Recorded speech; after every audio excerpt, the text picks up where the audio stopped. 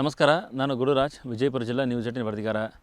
ರಾಜ್ಯದಲ್ಲಿ ವಂದೇ ಭಾರತ್ ರೈಲು ರಾಜ್ಯದ ವಿವಿಧ ಜಿಲ್ಲೆಗಳಿಗೆ ಆರಂಭವಾಗಿದೆ. ಆದರೆ ವಿಜಯಪುರ, ಬಾಗಲಕೋಟೆ ಜಿಲ್ಲೆಗೆ ಈವರೆಗೂ ವಂದೇ ಭಾರತ್ ರೈಲು ಇಲ್ಲದೆ ಕಾರಣದಿಂದಾಗಿ ಈ ಭಾಗದ ಜನರು ಬಹಳಷ್ಟು ಸಂಕಷ್ಟವನ್ನು ಅನುಭವಿಸುತ್ತಿದ್ದಾರೆ. ಈಗಾಗಲೇ ಈ ಭಾಗದಲ್ಲಿ ವಂದೇ ಭಾರತ್ ರೈಲನ್ನು ಆರಂಭಿಸಬೇಕು ಅಂತೇಳಿ ವಿಧಾನ ಪರಿಷತ್ ಸದಸ್ಯ ಸುನಿಲ್ ಗೌಡ ಪಾಟೀಲ್ ಸೇರಿದಂತೆ ಹಲವರು ಸರ್ಕಾರಕ್ಕೆ ಒತ್ತಾಯ ಮಾಡಿದರು. ಅದರಲ್ಲೂ ಖುದ್ದು ಸುನಿಲ್ ಗೌಡ ಪಾಟೀಲ್ ಅವರು ಪ್ರಧಾನಮಂತ್ರಿ ನರೇಂದ್ರ ಮೋದಿಯವರು ಸಹಿತ ಪತ್ರವನ್ನು ಬರೆದು ಆಗ್ರಹವನ್ನು ಮಾಡಿದರು. ಆದರೆ ಅದು ಕೈಗೂಡುವ ಲಕ್ಷಣಗಳು ಕಾಣಿಸ್ತಾ ಇಲ್ಲ.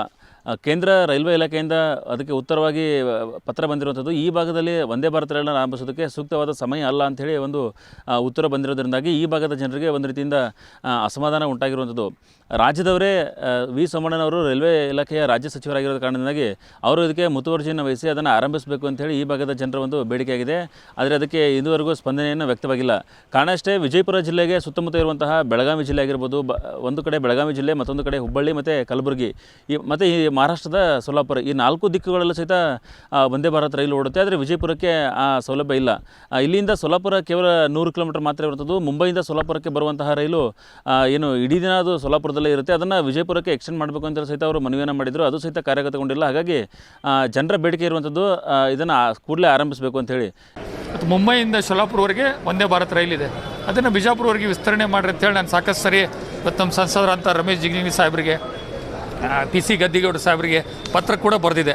ತದನಂತರ ಅವ್ರ ಕಡೆಯಿಂದ ಯಾವುದೇ ಸ್ಪಂದನ ಬರದ ಕಾರಣ ಮುಂದೆ ರೈಲ್ವೆ ಮಂತ್ರಿಗಳಾದಂಥ ರೆಸ್ಪೆಕ್ಟೆಡ್ ಶ್ರೀ ಅಶ್ವಿನಿ ವೈಷ್ಣವ್ ಅವರಿಗೆ ಕೂಡ ಪತ್ರ ಬರೆದೆ.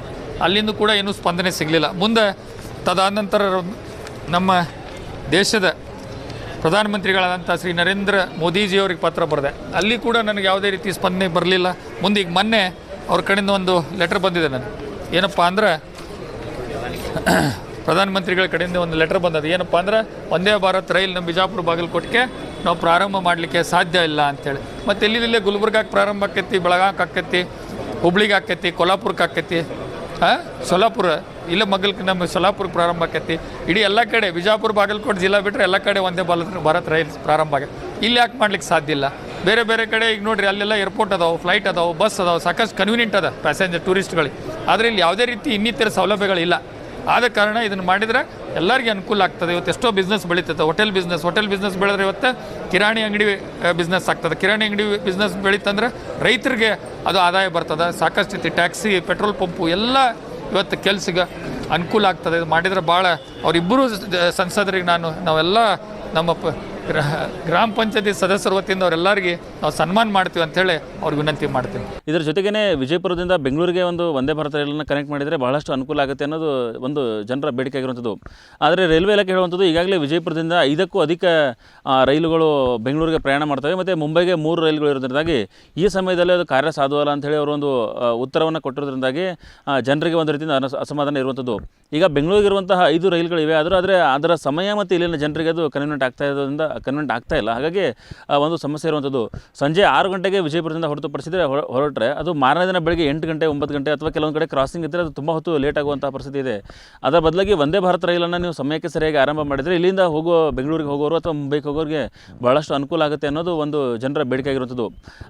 ಈಗಾಗಲೇ ಈ ಭಾಗದಲ್ಲಿ ತೋಟಗಾರಿಕೆಗೆ ಬಹಳಷ್ಟು ಪ್ರಸಿದ್ಧವಾಗಿರುವಂತಹ ಜಿಲ್ಲೆ, ಜೊತೆಗೆ ಬೇರೆ ಬೇರೆಗಳಿಂದ ಉದ್ಯಮಿಗಳು ಸಹಿತ ವಿಜಯಪುರ ಜಿಲ್ಲೆಗೆ ಆಗಮಿಸ್ತಿರೋ ಕಾರಣದಿಂದಾಗಿ ಅವರೆಲ್ಲರಿಗೂ ಅನುಕೂಲವಾಗಬೇಕು ಅನ್ನೋ ಕಾರಣದಿಂದಾಗಿ ಈ ವಂದೇ ಭಾರತ್ ರೈಲಿಗೆ ಬೇಡಿಕೆಯನ್ನು ಸುನಿಲ್ ಗೌಡ ಪಾಟೀಲ್ ಸೇರಿದಂತೆ ಹಲವರು ಇಟ್ಟಿದ್ದರು. ಆದರೆ ಅದು ಕೈಗೂಡಿಲ್ಲ. ಸ್ವತಃ ಸುನಿಲ್ ಗೌಡ ಪಾಟೀಲ್ ಅವರೇ ಪ್ರಧಾನಮಂತ್ರಿಯವರಿಗೆ ಪತ್ರವನ್ನು ಬರೆದು ಸಹಿತ ಆಗ್ರಹ ಮಾಡಿದರು. ಮತ್ತು ಯಾಕೆ ಇಲ್ಲಿ ವಂದೇ ಭಾರತ್ ರೈಲು ಅವಶ್ಯಕತೆ ಇದೆ ಅನ್ನೋದನ್ನು ಅವರು ಅದರಲ್ಲಿ ಮನವರಿಕೆ ಮಾಡಿಕೊಟ್ಟಿದ್ದರು. ಆದರೆ ಇಲಾಖೆಯಿಂದ ಬಂದಿರೋ ಇದರಿಂದಾಗಿ ಇಲ್ಲಿ ಅಷ್ಟು ಈ ಸದ್ಯ ಮಟ್ಟಿಗೆ ರೈಲು ಸಾಧ್ಯ ಇಲ್ಲ ಅಂತ ಹೇಳಿದ್ರಿಂದಾಗಿ ಒಂದು ರೀತಿಯ ಅಸಮಾಧಾನ ಇರುವಂಥದ್ದು.